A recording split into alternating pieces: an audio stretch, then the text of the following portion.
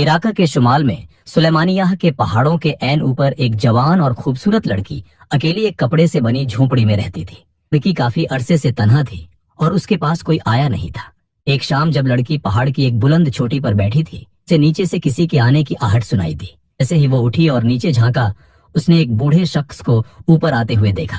बूढ़े के हाथ में तेल की एक छोटी सी शीशी थी। लड़की के दिल में हलचल सी मच गई, जैसे कई सालों बाद कोई इस वीराने में आया हो। उसने जोर से आवाज लगाई, सुनो, इधर आओ, मेरे पास आओ। बूढ़ा मालिशिया जो नीचे से चढ़ता चला आ रहा था, उसकी आवाज सुनकर रुक गया।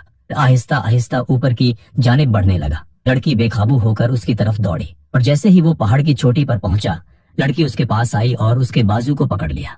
जब उसकी नजर बूढ़े के हाथ में मौजूद तेल की शीशी पर पड़ी तो उसकी आंखों में चमक आ गई। लड़की के दिल में एक अजीब सी कश्मकश पैदा हो गई। वो खामोशी से बूढ़े का हाथ पकड़कर उसे और ऊपर एक सुनसान चट्टान की तरफ ले जाने लगी।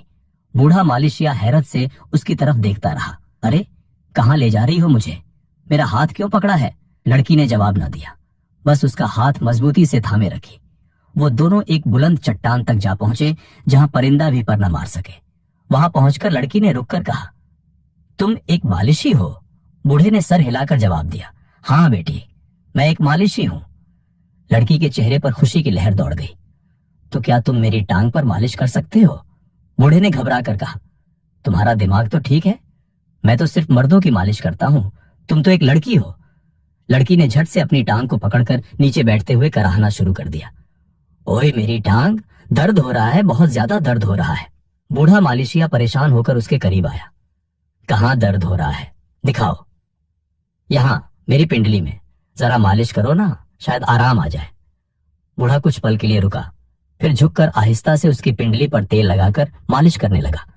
लड़की ने आंखें बंद कर ली, जैसे उसके चेहरे पर सुकून उतर आया हो, लेकिन अंदर ही अंदर एक मकसद की तकमील का पहला कदम जैसे पूरा हो रहा हो। अब रात हो गई थी, अंधेरा हर तरफ छा गया था। बूढ़ा मालिशिया वहां से उठा और पहाड़ से नीचे उतरने लगा। लड़की पीछे से भागती हुई आई। रुको, इस वक्त कहाँ जाओगे? अंधेरा बहुत हो चुका है, आज रात यहीं रुक जाओ मेरे पास। बूढ़े ने जब देखा कि रात काफी हो चुकी है, वो एकदम रुका और लड़की की तरफ देखने लगा। लड़की बहुत खूबसूरत और जवान थी। वो लड़की की तरफ देखता ही रह गया और फिर कुछ बिना सोचे समझे लड़की के करीब आने लगा। लड़की के पास पहुंचकर मालिशिया ने लड़की की आंखों में देखा और बोला, ठीक है, आज मैं तुम्हारे पास रुक जाता हूं, लेकिन यहां पर रुकने की, सोने की जगह कहाँ है? लड़की बोली, वो जगह भी मिल जाएगी, बस तुम मेरे साथ सोने वाले बनो। लड़की ने उसका हाथ पकड़ा और एक बार फिर पहाड़ की चोटी पर चढ़ने लगी, जहां उसकी कपड़े की बनी झोंपड़ी थी। लड़की और बूढ़ा मालिशिया पहाड़ की चोटी पर झोंपड़ी के पास पहुंच गए। जब बूढ़े मालिशिया ने झोंपड़ी को देखा तो बोला, ये तो छोटी सी झोंपड़ी है, यहाँ तो सिर्फ एक आदमी सो सकता है। लड़की बूढ़े मालिशी के करीब आई और उसकी आंखों में देखते हुए बोली, झोंपड़ी छोटी है, लेकिन ये पहाड़ तो बहुत बड़ा है, क्यों ना हम दोनों झोंपड़ी के बाहर उस चट्टान पर ही सो जाते हैं। बूढ़ा मालिशिया बोला, ठीक है, जैसे तुम्हारी मर्जी। फिर लड़की ने पहाड़ के ऊपर चट्टान पर चटाई बिछाई और बूढ़े से कहा, यहां आ जाओ। बूढ़ा चटाई पर बैठ गया। लड़की भी उसके पास आई और चटाई पर बैठ गई। फिर लड़की की नजर बूढ़े के तेल की शीशी पर पड़ी, जिससे वो मालिश करता था। लड़की ने बूढ़े की तरफ देखा और तेल की शीशी की तरफ इशारा करते हुए बोली, मालिश करने के कितने पैसे लेते हो? बूढ़ा बोला, जो जितना देता है ले लेता हूं। लड़की ने कहा, मुझसे कितने लोगे? बूढ़ा मालिशिया कुछ न बोला और खामोश रहा। फिर लड़की धीमी आवाज में बूढ़े की तरफ देखते हुए बोली, तुम कहां कहां की मालिश करते हो? बूढ़ा बोला, जहां की जो चाहे कर देता हूं। लड़की के चेहरे पर थोड़ी सी मुस्कान आई और फिर वो उठी, भागती हुई झोंपड़ी के अंदर गई और कुछ लकड़ियां लाकर उसने आग जलाई। फिर 2 अंडे उबालकर बूढ़े मालिशिया के सामने पेश किए। जब बूढ़े मालिशिया ने अंडे देखे तो बोला, इसकी क्या जरूरत थी?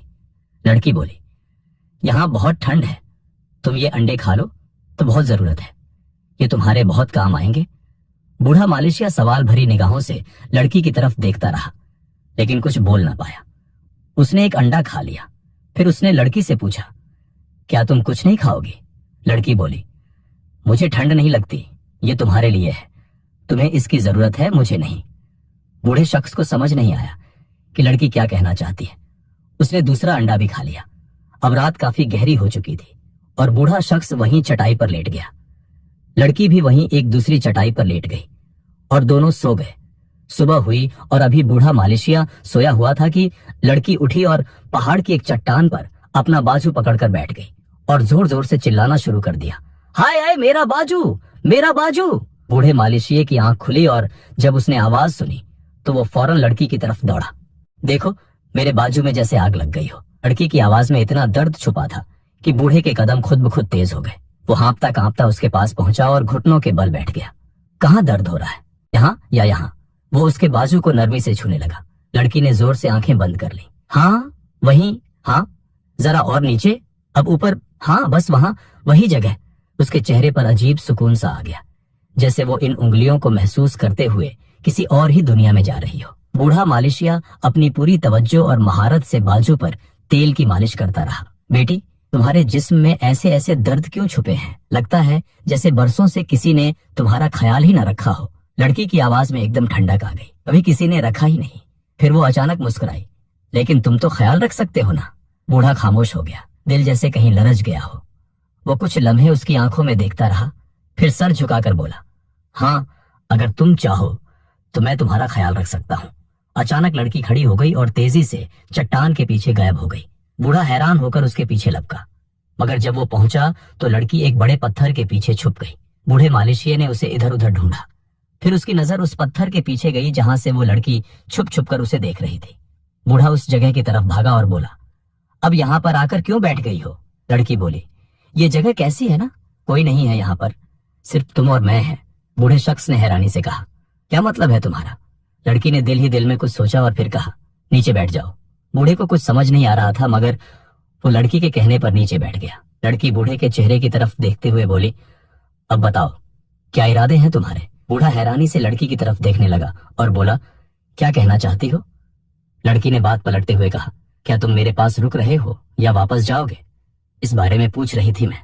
बूढ़ा शख्स कुछ न बोला। कुछ लम्हे दोनों खामोश बैठे रहे। फिर लड़की उठी और बोली, आओ आज मैं तुम्हें कुछ खास खिलाती हूँ, तुम मेरे पहले मेहमान हो। बूढ़े ने कहा, वो क्या? चुप रहो। वो शरारत से हंसी, तुम देखोगे और सारी जिंदगी याद रखोगे। वो दोनों झोपड़ी की तरफ बढ़े।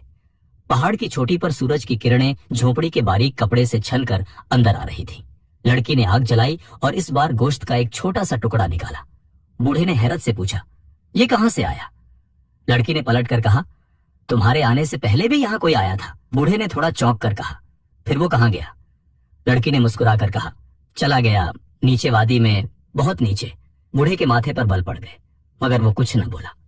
कुछ देर बाद खाना तैयार हुआ और दोनों ने बैठकर खाना खाया। अब शाम होने लगी थी, सर्द हवा चलने लगी थी।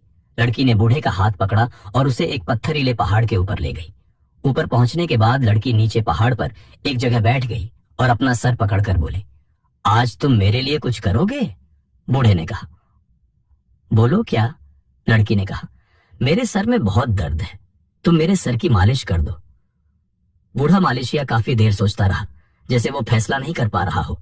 फिर वो आहिस्ता से बोला, अगर तुम्हें सुकून मिलता है तो मैं तुम्हारे हर दर्द को कम करने की कोशिश करूंगा। मालिश करने के बाद बूढ़ा और लड़की उसी पहाड़ के पास आ गए जहां उनकी झोपड़ी थी। लड़की ने लकड़ियां इकट्ठी की और झोपड़ी के बाहर आग जलाई। दोनों आग के पास बैठ गए। लड़की बूढ़े की आंखों में देखती हुई बोली, क्या तुम अकेले हो? तुम्हारी बीवी नहीं है? इससे पहले कि बूढ़ा कुछ जवाब देता, एकदम लड़की ने कहा, हाँ हाँ, तुम परेशान मत हो, दिल छोटा ना करो, मैं हूं ना तुम्हारी। बूढ़ा शख्स जैसे एकदम दंग सा रह गया, मगर कुछ ना बोला। कुछ देर आग के पास बैठने के बाद दोनों वहीं पहाड़ पर लेटकर सो गए। सुबह के वक्त लड़की उठी और चुपके से एक ऊंचे पहाड़ की तरफ चली गई जहां एक गोल दायरा बना हुआ था। लड़की पहाड़ के ऊपर उस दायरे में बैठ गई और जोर जोर से रोते हुए अपने आप से कहने लगी, इस खूबसूरती का क्या फायदा जो मुझे सुकून ही नहीं देती। मुझसे अब और ये दर्द बर्दाश्त नहीं होता। इससे बेहतर तो मैं पहले ही थी, कम अज कम सुकून तो था। उधर बूढ़े शख्स की आंख खुली और जब उसने लड़की को अपने पास न पाया, वो लड़की को ढूंढते हुए उसी पहाड़ की तरफ चला गया।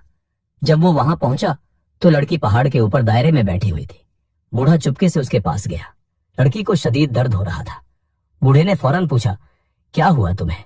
क्या हुआ? तुम यहाँ क्यों आकर बैठी हो?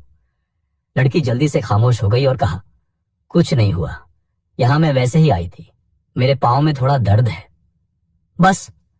बूढ़े शख्स ने पाँव को थोड़ा सा दबाया और लड़की को लेकर झोपड़ी के अंदर आ गया। झोपड़ी के अंदर पहुंचकर बूढ़े ने पूछा, क्या है ये सब?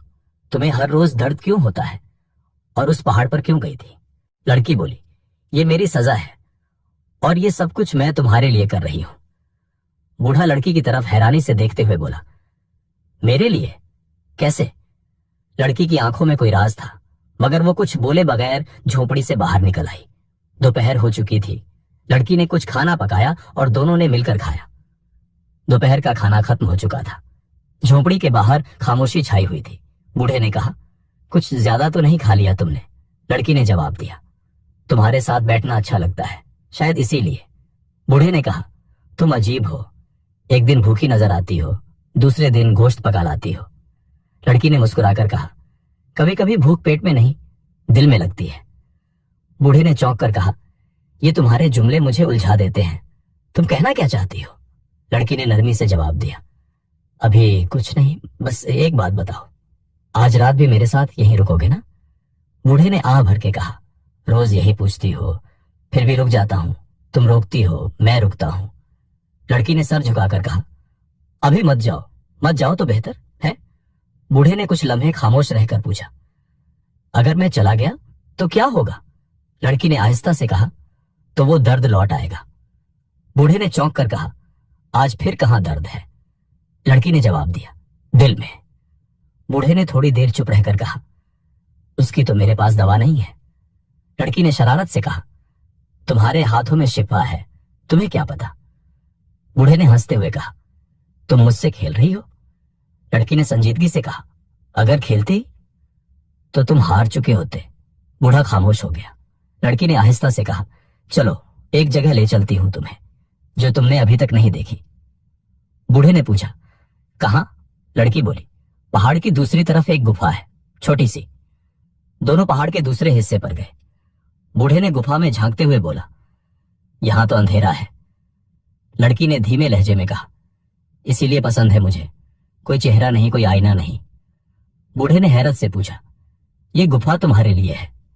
लड़की ने जवाब दिया, नहीं, मेरे माजी के लिए है।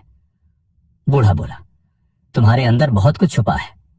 लड़की ने आहिस्तगी से कहा, और तुम्हारे अंदर बहुत कुछ भूला हुआ है। बूढ़े ने सर हिलाकर कहा, मेरी उम्र अब यादें रखने की नहीं रही। लड़की ने थोड़ा झुककर सर उसके कंधे पर रखते हुए कहा, यादें उम्र से नहीं, दिल से चिमटती है। बूढ़ा बोला, तुम मुझे बदल रही हो? लड़की बोली, नहीं, तुम्हें वापस ला रही हूं। सुबह के वक्त लड़की आहिस्ता से उठकर बाहर निकल आई और पहाड़ की उस बुलंदी पर जाकर बैठ गई जहां गोल दायरा बना था। वहां वो रोज जाती थी, बिना कुछ कहे घंटों बैठी रहती।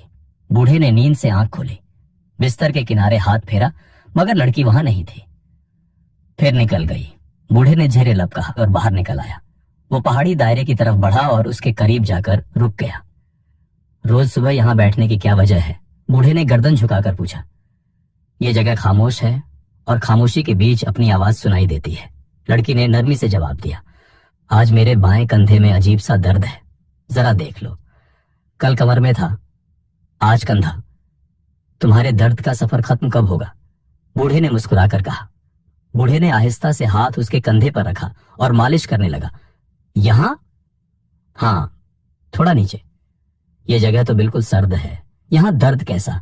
बूढ़े ने चौंक कर पूछा। कुछ दर्द जिस्म में नहीं होते, रूह में उतरते हैं। बूढ़ा खामोश रहा, सिर्फ हाथ चलाता रहा। लड़की ने आंखें बंद कर ली। जब तुम छूते हो तो जैसे सब कुछ थम जाता है।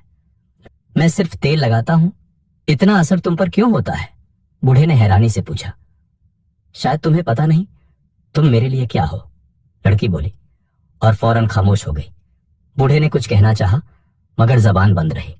चलो आज तुम्हें एक और जगह दिखाऊं, आओ मेरे साथ। वो दोनों पहाड़ की दूसरी जानिब गए। एक पतली सी पगडंडी के किनारे दरख्तों के पीछे एक पुराना चश्मा बह रहा था। ये जगह तुमने कभी मुझे क्यों नहीं दिखाई? बूढ़े ने हैरत से पूछा।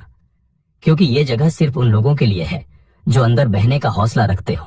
आज तुम बदले बदले लग रहे हो, लड़की ने रुख मोड़कर कहा। और तुम हर दिन नई लगती हो। मैं रोज नई बनने की कोशिश करती हूँ, पर अंदर वही रहती हूँ जो कभी थी। और वो कौन थी? बूढ़े ने आहिस्ता से पूछा। वो जिसे खुद से नफरत हो गई थी, लड़की ने नजरें चुरा कर कहा। बूढ़े ने उसके चेहरे की तरफ देखा। कुछ लम्हे खामोशी में गुजर गए। तुम ये सब बर्दाश्त कैसे करती हो? बर्दाश्त नहीं, शायद इंतजार है, बूढ़ा आहिस्ता से बोला। किस बात का इंतजार? तुम्हारी खामोशी के टूटने का। लड़की ने पलकें झपकी, जैसे आंखों में नमी थी। अगले रोज लड़की एक बार फिर दबे पांव उठी और उसी पहाड़ की चोटी पर उसी घेरे में जाकर बैठ गई। अब वो गिड़गिड़ा कर माफी मांगने लगी। मैं अपने गुनाहों से तौबा करती हूँ, मैं अपनी गलती कबूल करती हूँ, बस मुझे मेरा सुकून वापस मिल जाए। ये हुस्न, ये जवानी मुझे नहीं चाहिए। इतने में वो बूढ़ा शख्स भी वहां पहुंच जाता है और वो लड़की की सारी बातें सुन लेता है। बूढ़ा कुछ देर सोचता रहा, फिर बोला, तुम्हारी आंखों में वो कुछ है जो मैंने बरसों पहले किसी और में देखा था। लड़की चौंक कर उसकी तरफ देखती है। किसमें? एक औरत थी, खूबसूरत, जिद्दी, लेकिन दिल की बहुत नरम। वो भी ऐसे ही देखती थी।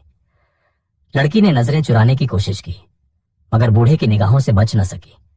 बूढ़े ने एक गहरी सांस ली, आसमान की तरफ देखा और कहा, मुझे मालूम है तुम कुछ छुपा रही हो, पर मैं इंतजार कर सकता हूं जब तक तुम खुद सब कहने को तैयार ना हो।